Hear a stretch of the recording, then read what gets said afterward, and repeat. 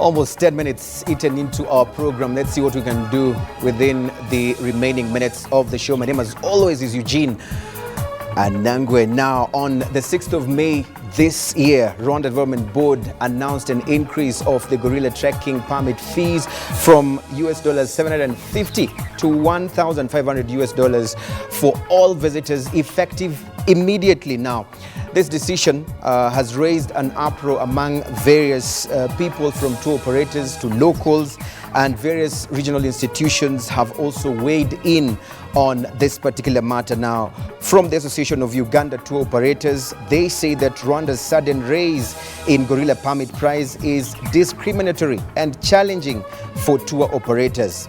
Rwanda Tours and Travel Association has also said that introducing this increase in the middle of the year without formal and proper private sector consultations makes it harder for us and international suppliers to manage this sudden and abrupt change.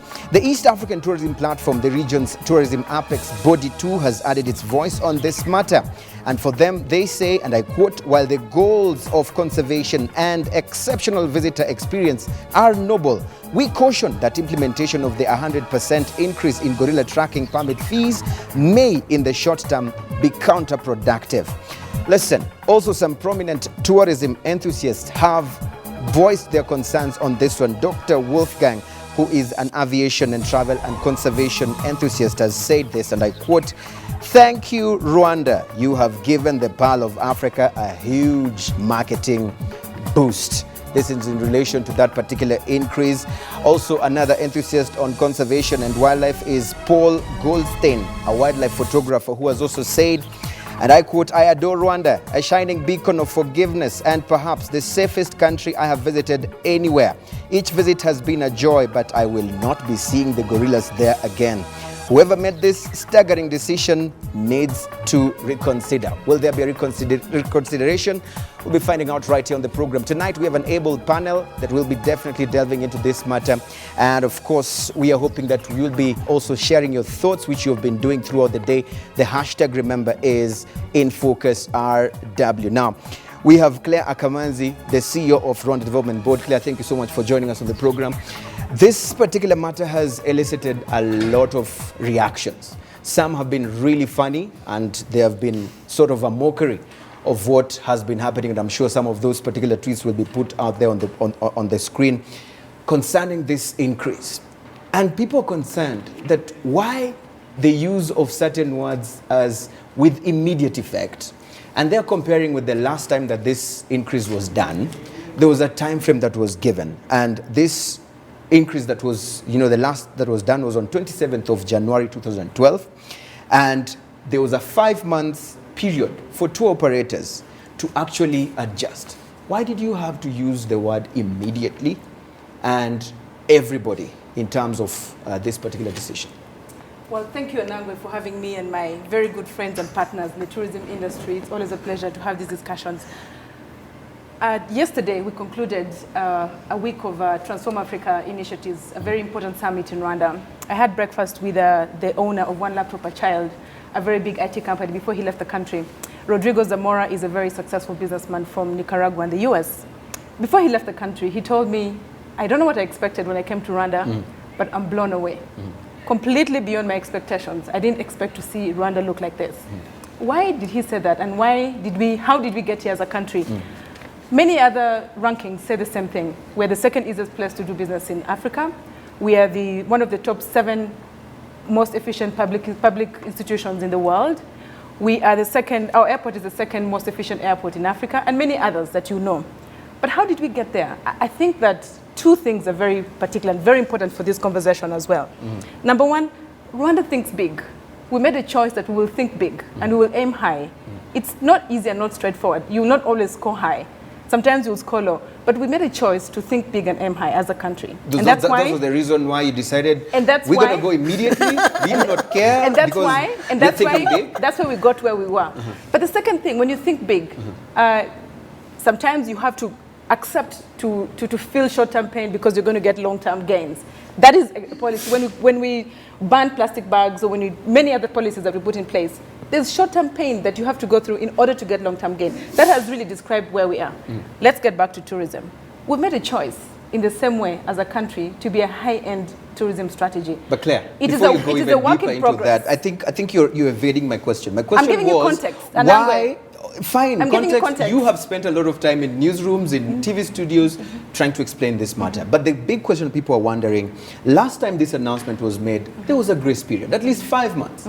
This time, with immediate effect. And people are wondering, why that rush? Why the rationale of even coming to 1,500 and saying that everybody is going to do that? Underline the word immediate effect. So why? Before I describe the meaning of the word immediate, which I'm sure you know, yes. Let me just say that this was not sudden. It was not a rush. All tour operators will tell you that they expected that 2017 would attract a new price because we were used to changing prices every 5 years. And so from 2012 to 2017, they'll tell you they expected a change. Of course, they didn't know what the change would be. They didn't know when the change would be effected, but they expected the change in 2017. You say all of them were aware. It was not by surprise. I have Amos. And in fact, yes. Yes. We talked to, I personally talked to many of the tour operators. Did you talk to Amos? Do market research. I talked to the Association of Tour Operators. I have an institution that I work with, and they have representatives on committees that came to meet us to represent all of them. So. And then the second thing about why immediately, why did you give us? Last time we gave 5 months. But let me tell you something. There's an inbuilt period, actually. If all tickets were sold 100% for 2017, would sell 29,000 tickets, permits. And of course, you never sell 100%. But if you sold 100%, 29,000 tickets. We've already sold 20,000 for 2017. So there's very few permits that are left to be sold. So there's an inbuilt Amos doesn't seem transition. to be really content with this. Amos Wekesa, you are a very big name in Uganda when it comes. Yes, I'm going to say that because this is what, when you just Google, there's a lot of you coming in, especially when it comes to tourism in Uganda. You are a tour operator, and you've heard what Claire says, that everybody, actually, most of the tour operators were consulted. The association here was actually consulted. There's an inbuilt time frame, actually, that actually has to work things out naturally. Listening to what she said from the onset, from the beginning of my first question, what is your quick take? Well, I first want to commend, of course, Claire and the group. I also operate a safari business here. Great Lake Safaris is here, and of course operating in Uganda as well. This discussion is hot in Uganda because we may be probably bringing 30%, less than 30% of the, buying less than 30% of the permits sold in Rwanda, but we're a very significant market. And we appreciate that. Absolutely. And I was just shocked as Amos, I can tell you. I was just coming from a road show in Holland, Austria, Germany, and Switzerland. And I've been negotiating with guys. I've actually been meeting the top, after the top 4, meeting the top 3. And we're negotiating prices for 2018. So I arrived, the next day I'm told, oh, the gorilla permit that I was telling them was costing $750. It's got to $1,500. That was a shock. But of course, there are 2 reasons why any business should increase their prices. One is if it's a hotel, that your occupancy levels must be so high based on demand. 2, that your products has been improved. Of course, we must give it to Rwanda. We've done very well in those 2 aspects. However, you have stakeholders because we, the tour operators, we're part of the stakeholders. Now, as tour operators, we work with what they call wholesalers. Wholesalers are best, for example, TUI or Thomas Cook in German. They work with us, but they have a lead time of 18 months. Right now, we're finishing the discussions on pricing for 2018. So we work on itineraries. We say, okay, you will come to Rwanda, you do 8 days, you do Akagera National Park, which is actually being improved. Then you'll go to Nyungwe National Park, and then you'll go to Park the Virunga. Now, they put up a cost, and they produce a brochure for 2018. Now, they've already done that. Now, the challenge for us now is going to the same guys and saying, change your brochures. And they're not doing one brochure for Rwanda or Uganda. No, they're doing a brochure for the whole world. So they can't change. So what is going to happen is that probably we need a dialogue with the tour operators. The truth is that the gorilla tourism is a very premium product. And I can tell you in future it will go to $5,000, even $10,000, because it's a limited product. You have 8 people tracking a group of gorillas in a day. Uganda and Rwanda both each have less than 40,000 gorilla permits in a year. So as a region, we cannot make those limited products as flagship products. And that's the problem we have in Uganda, this problem we have in Rwanda, is that the gorillas have become our flagship products. Instead of getting products that can take bigger numbers like Akagera National Park or Nyungwe, but even diversifying park the Virunga, making sure there's a lot of budding, making sure there is long trail walkings, you know, those kind of things that can create more numbers so that the countries like Egypt. So in a nutshell, Amos, before we get into Egypt, let's stay back in Rwanda and how you're coping with this as far as a person who's selling both Rwanda and Uganda. Yeah. In Uganda already, as you said, there's a lot of interest in this particular conversation. Yes. And I've seen the Uganda Tourism Board actually sort of taking advantage of this situation and marketing Uganda and telling people you can now come to Uganda where the prices are very affordable for you. Forget about Rwanda where it is 1,500. So as a tour operator who's supposed or who has been also selling Rwanda, how easy is it now for you or how difficult is it now for you to sell Rwanda after this increase? Yeah, of course, right now I've just said, I've been on a road show, a one-month road show. Coming back now, I am thinking, how do I negotiate with the people? Long term, it will work. I think the short term, we need a dialogue between us, tour operators, with RDB, and just find a way. If I have an agreement for 2018 with a company in Europe or the US or German, how do we include that? And then we slowly, you know, go through the transition to that time. Can I say something that we're working with them already? Just after I bring in Carmen. Carmen flew all the way from Nairobi. She was supposed to join us via Skype and said, this is a very important conversation and I'll be there in person. Carmen, your institution has actually said that while the goals of conservation and exceptional visit experience are noble, then the caution has to be put in place, especially when implementing this 100% increase, because you feel that in the short term, it can be counterproductive. Can you substantiate that? I think I'll support what Amos mentioned. I think he's a tour operator, and then also David here. We need to understand that the tourism product we are talking about, it's not just a gorilla for the sake of, because he just mentioned, is an 8 days itinerary.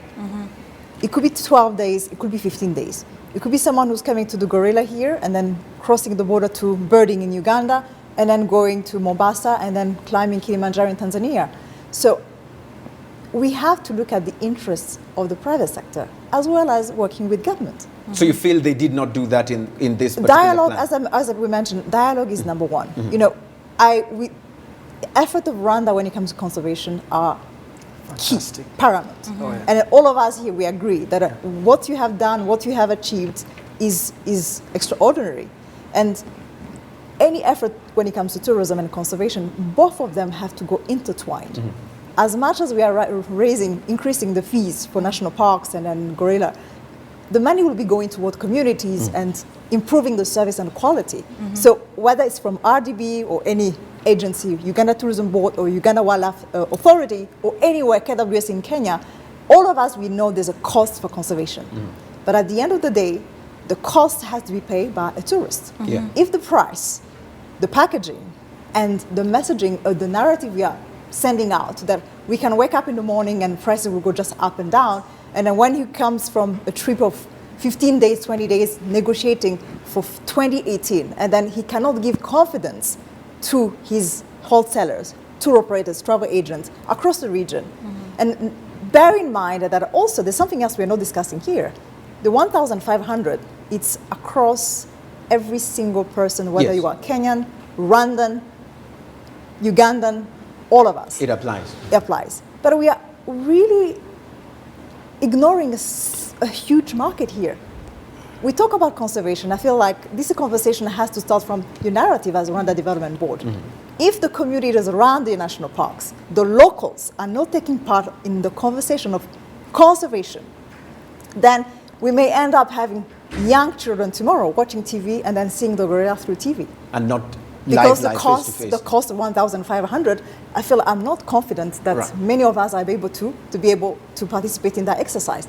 Once again, comes back to the question we had: why tourism is taking slowly to mature when it comes to domestic tourism and regional tourism. We were never invited in the conversation of tourism for the last 50 years. And then Tembea Kenya, Tembea Rwanda, or Turambura Uganda, which was starting to take shape. We're going to talk a bit about that and the impact on those initiatives. But let me bring Mugisha, and I'm sure Claire is keenly listening and wants to actually react to those points that you've made. Mugisha, Claire actually tweeted a few days ago that, after all, at the end of the day, less than 20% of locals, you said 13%? 3%. 3% actually, yes. I've even added it 10. 3% only of locals, even under the past price of 30,000 for locals, used to go for gorilla trekking and you know, tracking. So at the end of the day, there's a feeling that at the end of the day, that price was not even a major thing for them, and so not a big impact. You as a local here, who's also pushing the issues of tourism and people who want to come and see this, what is your quick thought on this? Especially with the numbers of locals before even the change of this, you know, new prices. I think, first of all, before we think about the price for the locals, we have to remember that as Rwandans, they have a right to the natural resources. Mm-hmm. Because when you are putting a price, if you look in the rest of East Africa, Kenya, Uganda, Tanzania, the prices for the locals is always less, not because the government does not want to raise money from the locals, but because it's like a payback to appreciate that they also have ownership, they also have a right to the natural resources. Mm-hmm. I don't think there was a consultation there, and I feel it's something which should be revised, because even when you look at the per capita income for Rwandans, honestly, I don't think it will be, even my level, going to see gorillas at 1,500 will be very difficult. Mugisha cannot go to see the gorillas, Claire. And he's supposed to sell. But can I add a point? Can I add a point to that? Claire has been listening. I want her not to forget some of the key things that you've said. And that's why I wanted to come in, and then you jump in. Okay, I think especially considering the fact that it is a right to locals, to these natural places, sites. You seem to be curtailing that right by this price. Let me address the two questions that are similar that both Carmen and Mugisha raised.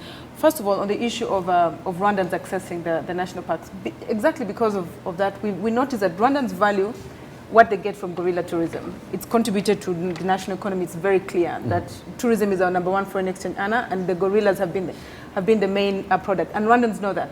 However, Rwandans have not taken advantage of that. Only 3%, as I said, accounted for overall tourism. That showed us, as people in charge of tourism, that the problem is not that Rwandans, it's not a price. It's not a price issue, because maybe the 30,000 was already high enough for them to even come. What we've found out is actually it's an education issue that we need to go through, and so we're forgetting the price. We're not going to look at a price as a way of encouraging Rwandans. We're going to have other strategies, and one of them is we're going to have periods within the year where we just educate Rwandans about gorillas and try to create a behavior and culture that might encourage tourism there. And it's very important to note that it's not that Rwandans don't like tourism. No, Rwandans go to Akagera. Half of the tourists we get in Akagera Park are actually Rwandans, more than half. And the numbers of Akagera are actually more than the numbers of gorilla. So it's a behavior, it's a cultural issue that we need to develop. And we're going to have very specific educational programs every few days a year. And we think that when we do that, in future, Rwandans will be able to pay the 1,500, and I'm sure even now some of them can actually pay $1,500. But Claire, already as we speak, the public outcry, as you see from the reactions that have been streaming in, already gives it a negative perspective or perception that this thing is not ours. They just want it to be for those who have the deep pockets. How are you going to change this? I think we need to have this dialogue. Yes. It's very important. When I said 3% of Rwandans accounted for gorillas, we're talking about 600 people that went, just 600 people. When we make money from gorilla tourism, we share 5%, and now we're increasing that to 10%. We're doubling that, and the price is doubling, so they're going to earn 4 times better for communities around the parks. Let me just give you one example of a sector that benefited from that in Nyabihu. We built 2 schools. Today, the occupancy in those 2 schools is 1,300 students, only in one sector. And we work with more than 10 sectors in the country. Now, if you look at more than 1,000 in one sector out of 10, getting access to education because of the money we get from tourism, compared to 600 who see the gorillas, Rwandans see the benefit is in building the capacity for Rwanda. But I think once we see that, we begin to appreciate the value of this policy. You know, Amos seems to be nodding in approval. But Amos, as I ask you this question, it's a very clever lady. do you seem to be feeling that, you know, RDB seem to be like, you know what, guys, sit back. Let's show you how, you know, money can be of good essence for you. Don't worry about going there. You know, we know you cannot afford that, but let's show you how what the others who can afford to go can be able to develop your communities. Is this the strategy? I think Rwanda and Uganda have a similar challenge. The challenge of making sure that the locals appreciate the products which they have. And I like the fact that she's kind of touched the area of education. Even Uganda, I tell people the reason why every Ugandan will think that everything foreign is better than Uganda is because in our schools we study about the prairies, the rainlands, and we don't study about what makes Uganda unique, or the Rwandese studying what makes Rwanda unique. Now, yes, you have a responsibility, just like Uganda Tourism Board has a responsibility of educating people. But you should know that when the locals buy into a nation through tourism, and that clearly shows that a nation is going to grow in that particular area. If you look at every successful country in the world, in terms of tourism, even China, 500 million Chinese move within China every single year. Only 53 million Chinese foreigners come into China. So in every country successful, the foreigners account for only 10%. Now, this is something we must change, because you know, when the Rwandans love their product, the foreigners will be automatic. Because if I'm traveling to Europe, for example, as Amos for the last 11 years, I never bought a plane without something that's talking about where I come from. You know, and it's because, and from that, people can ask me questions. Now imagine every Rwandese going out of this country will say, I love Rwanda. It will raise questions. They will start talking about the country because they're educated about it. But most people, I remember before we started doing a lot of education, one time I went to speak to a big group of Ugandan industrialists. And I said, I gave the facts about Uganda. They're all shocked. The guy said, every time I travel out of Uganda, I tell the foreigners, no, don't come to Uganda, go to another country because I didn't know about the product. And that's so education is key. Education is key. And that's where we're going to focus our energy. That's where you're going to focus on. I've seen her taking notes. Thank you, Amos, for that. Claire, you want to jump in, but of course, as you jump in, I want to ask you this, because you mentioned the issue of everybody, including whether you're from Uganda, whether you're from Kenya, and this brings to the issue of selling the region, the three countries, that is Kenya, Uganda, and Rwanda, as a single tourist destination. Correct. This new prices, how does it impact this spirit? Before I answer your question, I just want to mention to Claire that actually this is the year of sustainable tourism. You know, we are talking about sustainability as a tourism. And tourism is an inclusive sector.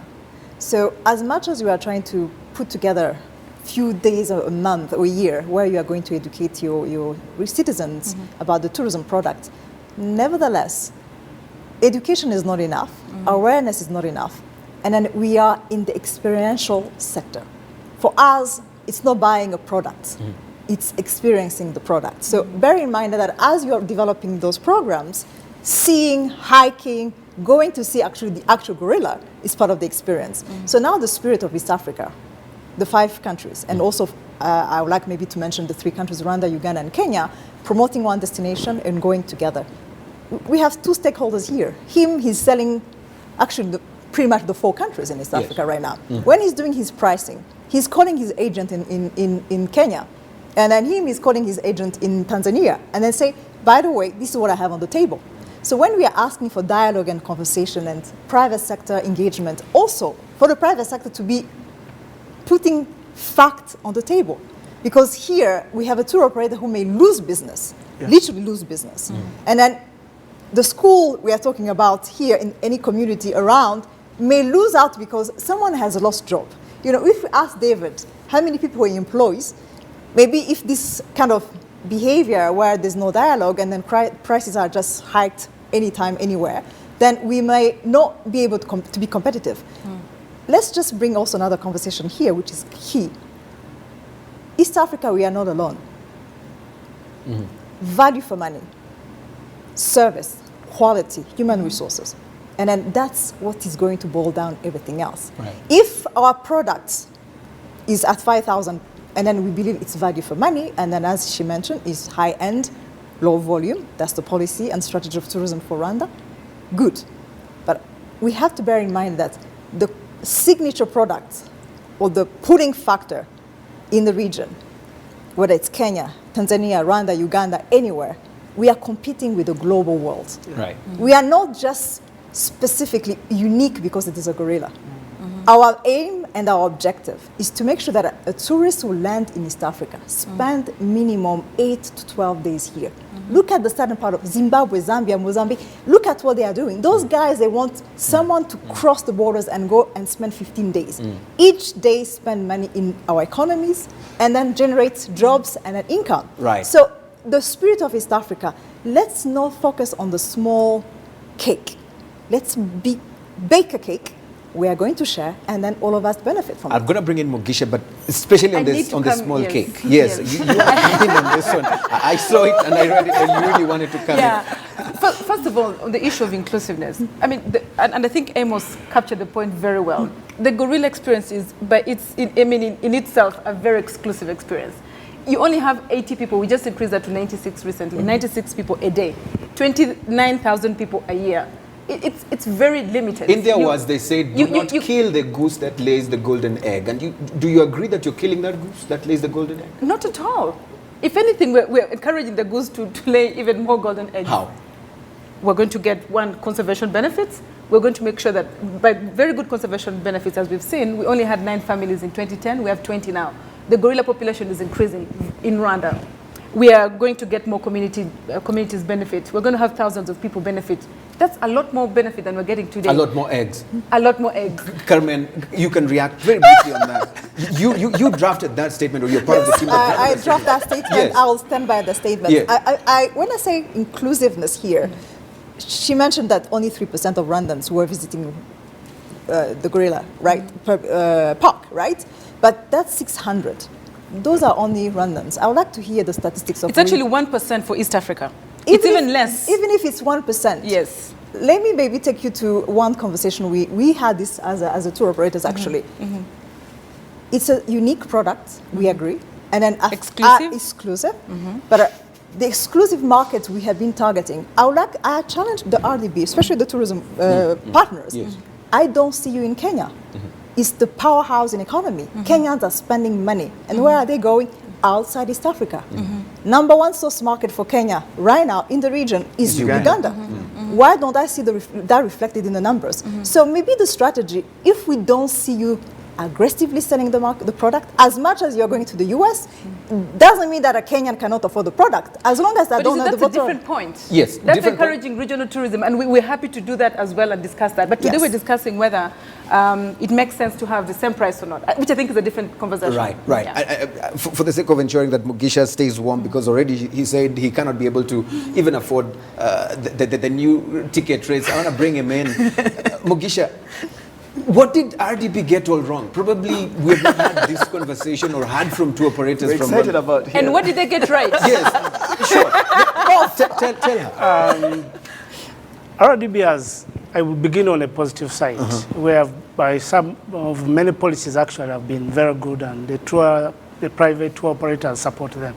But when it came to the increase of the gorilla permit, I think where they went wrong was, one, on lack of consultation and making sure it's participatory. But Claire says those consultations. I don't think. I happen to be in a subcommittee which is in charge of advocacy for the Rwanda Tours and Travel Association. And honestly, it was just a 1-week span given, and it was actually through rumors. So it was nothing really formal and communicated. And the way we do our business as tour operators, we communicate with what we call our suppliers. When we communicate with them, we are given a minimum of 18 months, or let's say 2 years. In 2 years, we sign, contracts are signed, quotations are made, which we send, and then they publish what we call catalogs. Okay? And once catalogs are out, it's very difficult to change. Actually, after that press release, we were confronted by many of our international suppliers. Yeah. It was really shocking. At once, I thought I should maybe close the emails and communication coming in disappear, so that I can think properly. Right. Yeah. Claire, I think you've been thinking. Claire, I don't want this to go. And on a very serious note, where are the minutes for consultations? Yes. Where are, the pictures, if there was a meeting and a press conference was made that we have consulted, where are they? These are the questions people are saying. There was no consultation. So let me tell you, and I'll tell you where I frankly think the problem is, and why this discussion keeps coming, this issue keeps coming up. Yes. One, before we came up with a final price, we did consultations with individual tour operators to kind of understand what is the package that a tourist pays, and so we kind of understand what percentage the gorilla permit should account for in the total package. We did talk to a few operators to understand. Phone calls, meetings. We actually had meetings. We even so had you have meetings. minutes.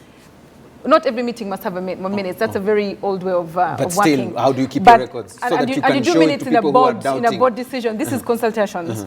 And after that, once we thought we had understood what we were going to do, we had consultations. The Chief Tourism Officer of RDB had consultations with the RTTA.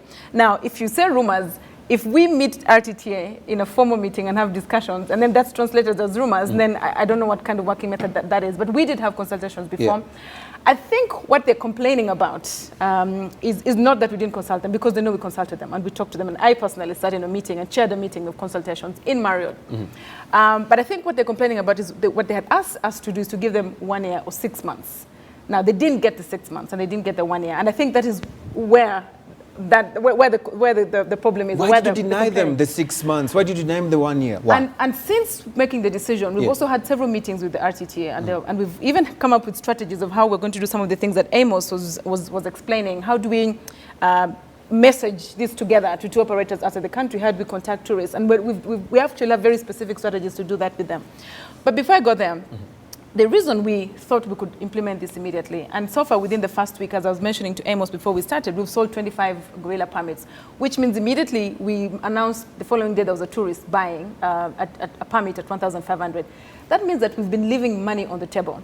And as government, as the public servants who are entrusted by the public to make the most of resources in the country, it's wrong to leave money on the table. Leaving money on the table, Amos, seems to be amusing you. And then we'll go to read some tweets that are coming in thick and fast. Amos. No, I think what RDB should do, and the same thing as Uganda. I think for that, in Uganda, for example, where I do the most business, I'm also trying to grow my business in Rwanda.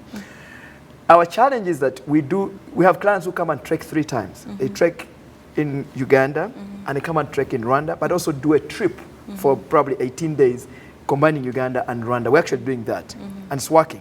Now, sending these prices high in the sky without us informing or giving our wholesalers a lead time is not only affecting the gorilla permit. We're looking at the gorilla permit, but remember they spend on accommodation, transport, feeding, tips, across the board.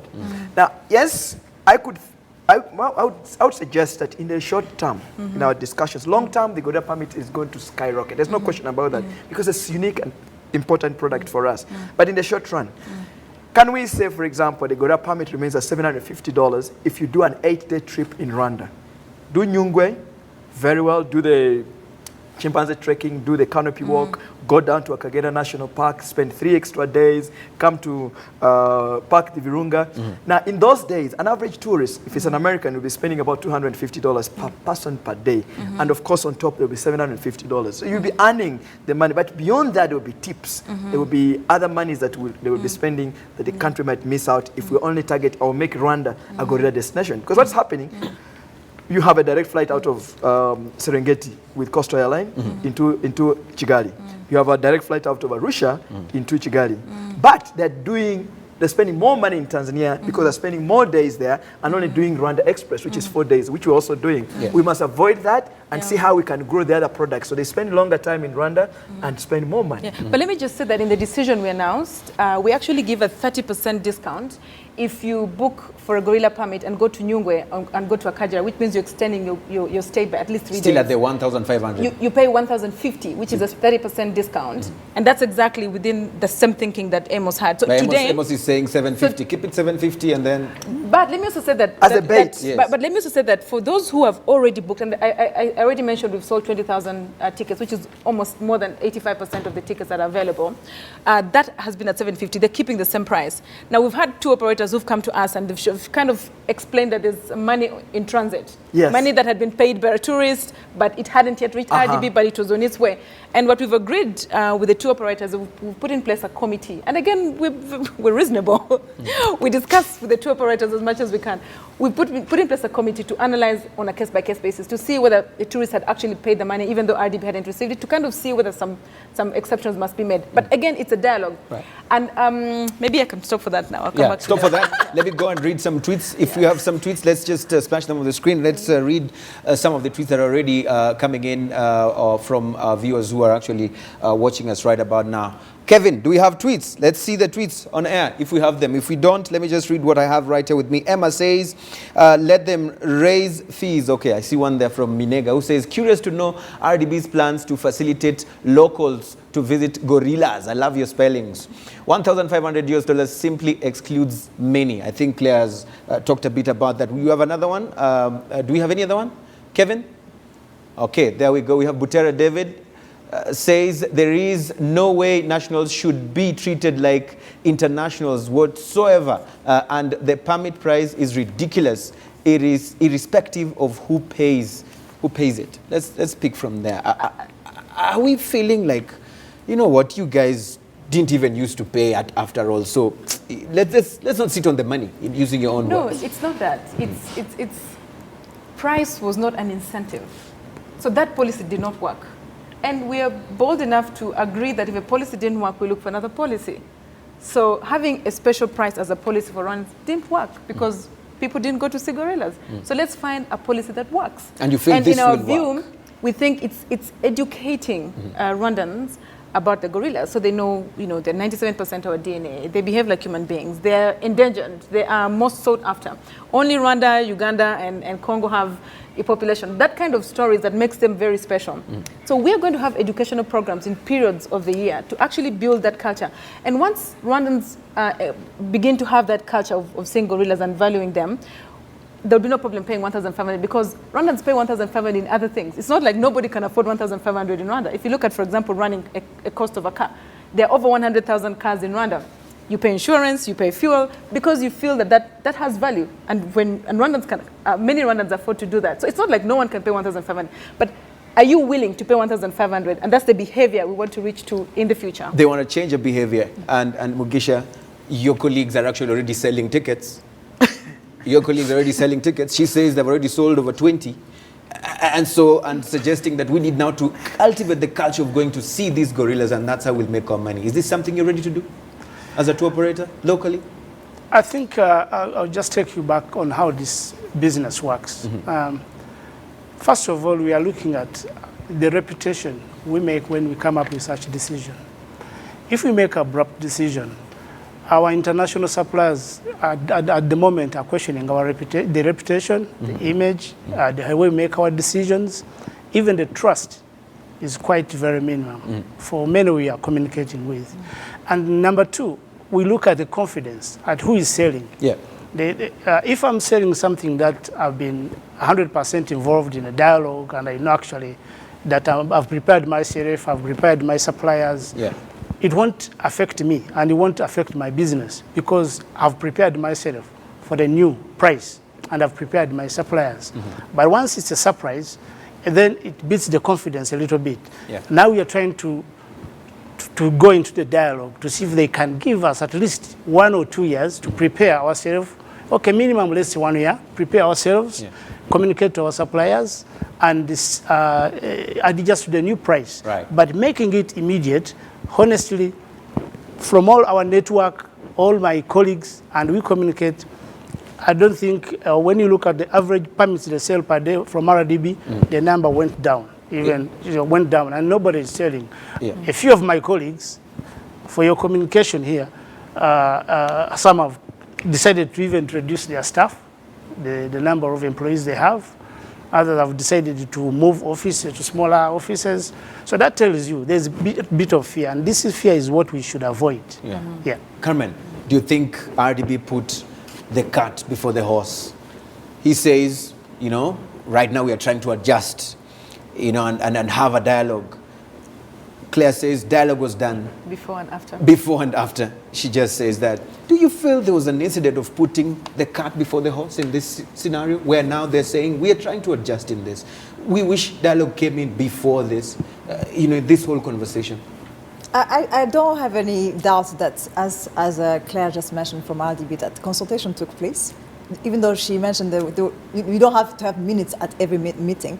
But I think the way we should approach how we do business, because tourism the gorilla is no longer just an experience exclusive for for Rwanda. A tour operator who's somewhere in Nairobi today is affected by the decision made in Kigali today.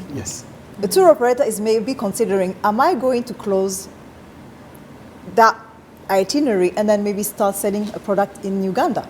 Because that's not how I want to do business. I would like to maybe just mention that the dialogue and public dialogue and public and private sector dialogue we are discussing here, it should not only stop on just the gorilla permits. The issue now is what Amos just mentioned. Why someone is willing to spend money in this region and we prevent him to spend the money at every touch point. Value chain of tourism, I would like to see someone in Nyungwe selling honey or candle, benefiting from tourism. I would like to see someone who's selling tomatoes or eggs, benefiting from tourism. It's a whole value chain. So if we start only focusing on, as Amos mentioned, on one product and literally milking it as a cash cow, then we are really losing the whole picture. And then competitiveness of our industry, competitiveness of our destination will be how we can convince our wholesalers, our tour operators, and then allow our tour operators also to go out and with confidence and say, this is the product, value for money, and if it's high end, back up with quality and service. And for them, it's not just only educating our East Africans, it's also educating our tour operators. If the government of Rwanda is pushing for 1,500, I expect service to be top notch. From the language, proper English, proper vehicles, proper service, proper training from across the region. Because if we want to be high-end destination as we want to be, or value for money and the product is there, let's aspire to be what Singapore is, Switzerland is, France is. That's where we want to see the quality. So pretty much the discussion, we are not really disputing the 1,500. That's not good to know. No, I think that even the statement we made was never about the 1,500. And I would like to see that in the future, the price can also go up to support marketing efforts, product development, human resources capital, human capital, and all those things associated to tourism to make it a strong and robust destination.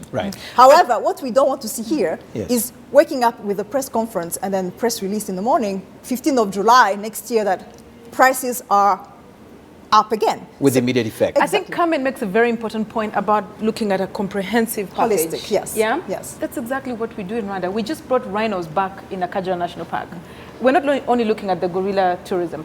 We brought lions last year. We brought rhinos very few weeks ago. We have a new airline flying to Europe and to London and to Rwanda is going to fly to London and to the US. We have a convention center we built. We attracted Marriott and Radisson. This is the total package of a high-end tourism that we're developing, but it's step by step. You don't just have a magic wand and it becomes a high-end tourism. You build block by block. I like the way you say step by step, but Mugisha feels you did not do step by step, you said immediately. Two questions for you, Claire. Question number one, we know that in tourism there are off-peak and peak periods. Now, what do you do during times when the season is really low? Still sticking to this 1,500 US dollars. How low can you go? Will you even go low? Well, yes, it's true that from around June to October, there's a very, very high season, and we sell, sometimes we even have more than 100% booking. More people wanting to pay than we can actually afford to take.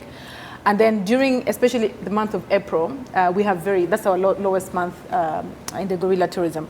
Now, it's during those periods that we're going to be doing the educational programs. It's during those periods that we're going to be giving the discounts if you go to Nyungwe and to Akagera. So we're going to be taking advantage of the space we have during those periods to do the other policies that we have, which we cannot do in the high season because they're fully booked. Do you already have numbers in mind? In terms of how low? We'll be announcing. These are things that you'll announce? Yes. With immediate effect? In terms of immediate effect. Thank you. I want to bring, Carmen, you said that there's need for dialogue between, government, public-private partnerships, especially now on that particular, statement that you guys made. And this brings me to the question that I wanted to ask Claire, and of course, you can also definitely substantiate this. Are you trying to say that you would like them to reconsider? Because this is one thing that many people have been saying. Reconsider this thing. You rushed on it. It might not work. It might backfire on us. Would you be recommending that they reconsider this decision? Reconsidering is probably, for me, lies in the philosophy of implementation. as Amos mentioned, printing of the brochures and magazine, I have done the job. I know what it means. You know, from almost like November to March, anyone who's producing a brochure, that's where you're putting all the packages, number of packs, number of nights, and then you put everything else. The printing, actually, most of the time, is done by June, next week. Yes. So printing, that means all the brochures are going all over the world. So if the pricing is not right today, as Claire was mentioning, ask them to top up. It's not about topping up. Who's going to top up? It's Amos and David who are going to top up. That means what? That means he has to decide whether he diverts the product to another or ask them to cancel. So we don't want to lose that already market. So the dialogue we are encouraging let me just add on, implementation. Let me add on your point. I run accommodations in national parks of Uganda now during my 4th. I have already decided on how much we're going to charge for 2018 because I cannot change. Because the guys have already made the brochures, I have given them a cost, and I've given them my commitment. And I had also done the same as a business, both in Rwanda and on gorilla permits. Now, the dialogue probably, in my own opinion, if it can't change, I know it looks like it can't change, but the areas, if we have a contract with an existing wholesaler in Europe or the US, I think that should be considered. If there's proof, if we can prove to you that actually that agreement exists, I think it should be considered in the short run. Right. And then long term, I've told you, we know that the gorilla permit will even one time go to $5,000. The issue is implementation, like my colleagues are talking about. Right. Not talking about. Mugisha, would you be telling Claire, or it's your chance, you're actually seated face to face, tell Claire what you want to tell her on behalf, if you would be able to speak on behalf of tour operators like you are going through what you're going through, what would you tell her? I think I'm looking at this as in two ways. One, I go down as a family, an African family. In an African family, there's the husband and wife. They have a dialogue. The dialogue is not about who is winning the debate or the dialogue, or who is losing the dialogue. They go into the dialogue to find a tangible solution because there's an issue. And the issue at the moment is the increase, the immediate effect of So increase. What did you tell her? So what I request RDB is to reconsider the decision and give us some grace period so that at least we can go down and inform our suppliers and prepare ourselves. Personally, I had issued a printing of 10,000 brochures, which we are going to market Rwanda abroad, because I travel in all international markets. I go with Amos and everyone. Yeah. And I called the guy who was printing. I told him, I think this is a huge loss, because the permit I quoted at 750, it has gone at 1.5. And I was like, and you have to pay me 100%. So you want them to reconsider? Yes. Claire, would you reconsider? Is this something that can be brought back on the table and tomorrow wake up, breaking news, the permit fees have gone back to 750? Well, for, let's say, 6 months, 2 months, 3 months. Is this possible? Obviously, if there's compelling evidence for anything, we listen and we consider. And in fact, the reason we agreed to have an inbuilt consideration for tour operators is we said, if you've already paid between now, even if you paid for 2018 or 2019, but you paid at the time we made the announcement, you keep the same price. We did this because we heard what they said, and, it was a result of a dialogue. Yeah. But now, when the argument now to say we have brochures, the opportunity for thousands of Rwandans who are going to benefit from the increase, with the 10% increase for communities around, that's going to benefit thousands and thousands of Rwandans around the communities around, who are the most impoverished, by the way. The loss that they would make for not getting this opportunity immediately, compared to the cost of printing a brochure, you tell me. She raised the issue of brochures, yes. No, it's not even the raise of the... I think now we have gone into the era of digital. We can actually go back and change. But the philosophy of pricing for tour operators, we know very well. It's not just a decision which is taken by David or Amos. It's a whole chain.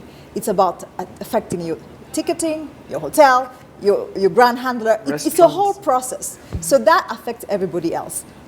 Also, I would like to say I commend very much your effort of educating and the support of the community and then building schools, which is tangible. We know it's working.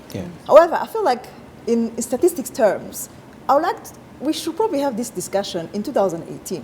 When you said 25 permits were sold last week when the announcement was made, I would like to see what was the same day, the same month, 2015, 14, 13, how many permits were sold. So it could have been that it was an outlier.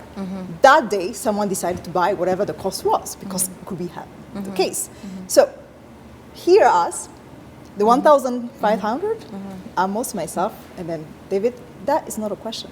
We are in total agreement with the 1,500. But immediate effect is what we are coming to discuss and to say, there's a way of communication, there's a way we can actually find solutions. And then remember, this is a sector which is really fragile. We need to take into account that we are serving an industry out there, someone who's deciding whether he comes to Rwanda, Uganda, or go to Costa Rica, or decide another destination. So who's losing out?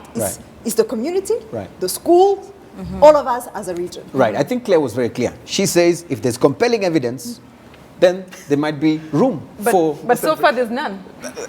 You have had. Go do your homework. Bring No, it. the homework- They might be able to actually reconsider. But the homework has to be both ways. I think it's important to note that we don't just listen to tour operators. Of course, tour operators have their own interests, which is, they want convenience, not to print another brochure.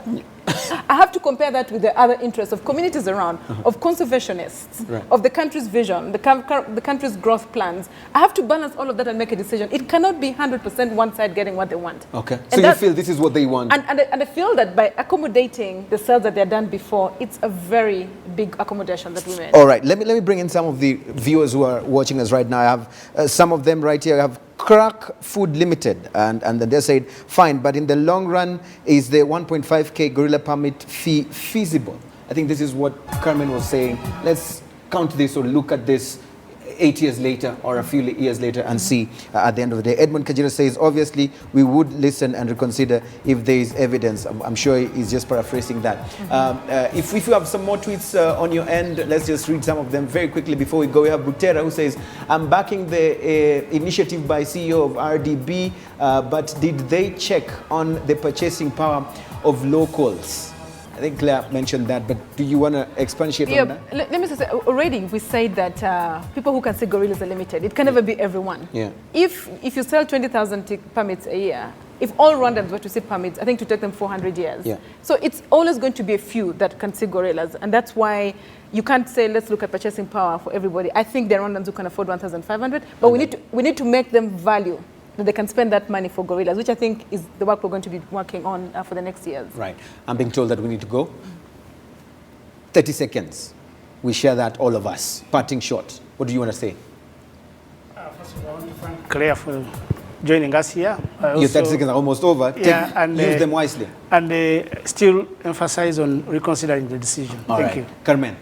Look at the big picture. I feel like it's not just the gorilla product. As a region, we need to be smarter and then look at how we benefit from tourism, just not looking at only one signature per product. Right. We have better than that. We can actually do more than that. Look at the bigger picture. Yes. Tomorrow morning at 9:15, I'll be on Rwanda Air flying to South Africa in Durban, which is happening, and Rwanda is represented. I'm actually going to be exhibiting on Rwanda stand. I would love to hear something that we're going to tell all these agents coming from Europe, from Claire, by tomorrow morning. Thank you so much. Claire. Well, I think that in the long term, the winners of all of this are going to be the people of Rwanda, who we see the tourism receipts going up. We know that for tour operators, there's some pain, short-term pain that you have to go through. But let me tell you, in the long term, we'll keep shaking hands like we always do. Okay, perfect. Okay, I'm told there's one tweet very quickly. Let's do this before we cut off air.